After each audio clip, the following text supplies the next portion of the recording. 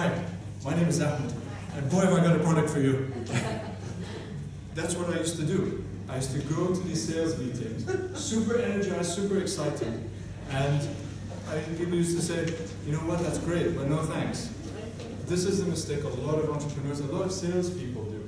And this is the thing that we have to realize, and there is a process to get around that. So now we're going to talk about that process. It's called spin. The guy who we just heard from in the interview is a guy called Neil Rackham, and he wrote the book Spin Selling.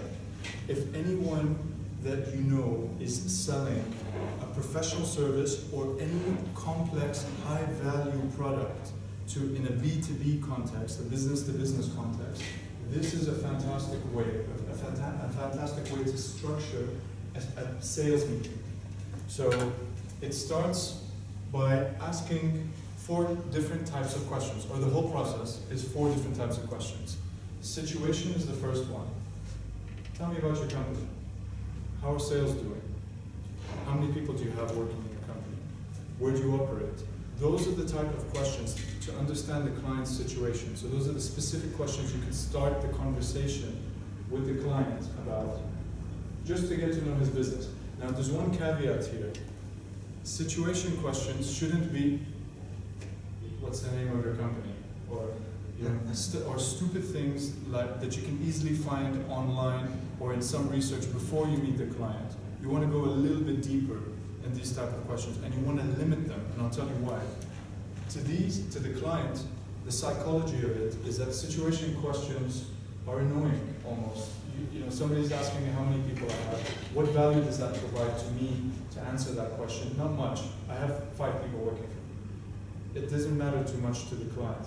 What matters more is the last 3 types of questions.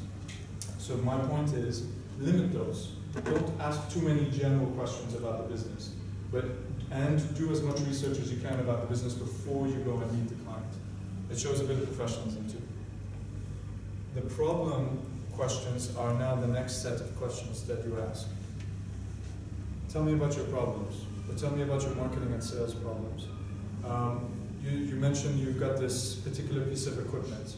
Why is it not working as fast as you like? Well, last time when we talked in that networking group, you said that you had a problem with this particular piece of equipment. Can you tell me a little bit more about that? Then the client starts telling you all of the issues that you can solve. And if you don't know what issues you're solving for the client, you don't know if you can sell to this client or not. You have to hear those issues. You have to have them say what those issues are. And as a general rule, you shouldn't be talking more than, for all of this, you shouldn't be talking more than 20% of the time. You should have the client talk 80% of the time, if not more. You should be asking questions and they should be talking. Why? Because once they answer all of these questions, you'll be in a good position to know whether you can sell to them, and if you can, then you'll be able to position your services much better. The next question is the implication question. So I've got this piece, the problem is, I've got this particular piece of equipment, and it's costing me 5,000 dinars a month in lost productivity, because it's slow, it's old, it breaks down. Those are my problems. Okay, Mr. Client, what kind of implication is that having on your business? How is that affecting your business?